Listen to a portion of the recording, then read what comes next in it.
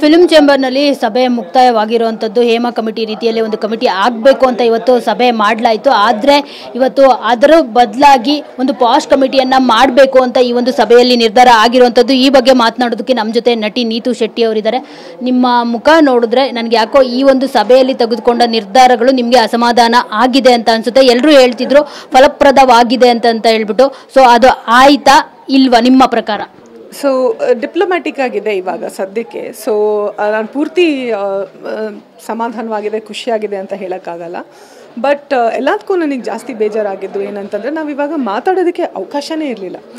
ಎಲ್ಲರೂ ಬೇಡ ಅನ್ನೋರು ಅವ್ರ ವಾಯ್ಸ್ ಅಷ್ಟು ಲೌಡ್ ಇತ್ತು. ಅಂದರೆ ನಾವು ಮಾತಾಡೋಕ್ಕಿಂತ ನಿಂತರೂ ಕೂಡ, ಅಥವಾ ನಾವು ನಮ್ಮ ಪಾಯಿಂಟ್ಸ್ ಹೇಳಬೇಕು ಅಂದ್ರೂ ಇಲ್ಲ ನೀನು ಕೂತ್ಕೋ, ಇಲ್ಲ ನೀನು ಕೂತ್ಕೋ, ಇಲ್ಲ ನೀನು. ಅಫ್ಕೋರ್ಸ್ ನಾನು ಹೇಳಿದೆ, ಕಡೆಗೆ ಮಹಿಳಾ ಆಯೋಗದವರು ಮೇಡಮ್ ಅವ್ರು ಹೇಳಿದ್ರು ಇಲ್ಲ ಮಾತಾಡಲಿ ಅವರು ಅಂತ. ಸೊ ಎಷ್ಟು ಅಂತ ನಾನು ಹೇಳೋದಿದ್ದು ನನ್ನ ಪರ್ಸ್ನಲ್ ನಾನು ಬೇಜಾರಾಗಿದೆ ಅಂತ ನಾನು ಹೇಳ್ತಿಲ್ಲ. ಬಟ್ ಐಮ್ ಸೇಯಿಂಗ್, ಯಾರೇ ಅವ್ರ ಪ್ರಾಬ್ಲಮ್ ಮಾತಾಡೋಕೆ ಬಂದರೆ ಕೂತ್ಕೊಮ್ಮ, ಇದೆಲ್ಲ ಇಲ್ಲವೇ ಇಲ್ಲ, ಇಂಡಸ್ಟ್ರಿ ಹೆಸರು ಹಾಳು ಮಾಡ್ತೀಯ.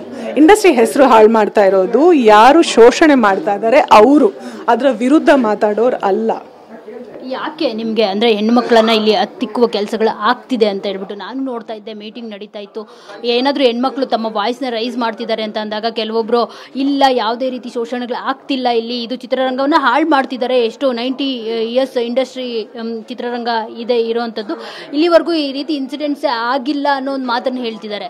ಸೊ ಏನು ಅನಿಸುತ್ತೆ ನಿಮಗೆ ಈ ಥರ ಹೆಣ್ಮಕ್ಳನ್ನ ವಾಯ್ಸ್ ರೈಸ್ ಮಾಡೋದಕ್ಕೆ ಬಿಡ್ತಿಲ್ಲ ಅಂತ ಅಂದಾಗ? ಸೊ ಅದೇ ನಾನು ಹೇಳಿದ್ದು, ಅಲ್ಲಿ ನಾನು ಕೆಲಸ ಮಾಡಿದಂಥ 2 ಪ್ರೊಡ್ಯೂಸರ್ಸ್ ಕೂಡ ಇದ್ರು. ಅವ್ರಿಗೂ ಗೊತ್ತಿಲ್ಲ, ಅವ್ರ ಸೆಟ್ಟಲ್ಲೇ ನನಗೆ ನಾಯಕ ನಟರು ಕೆಟ್ಟದಾಗಿ ಮಾತಾಡಿದ್ದಾರೆ. ಅಂದರೆ ಕೆಟ್ಟದಾಗಿ ಅಂತಂದರೆ ಸೆಕ್ಷುವಲ್ ಆಗಿ ಮಾತಾಡಿದ್ದಾರೆ.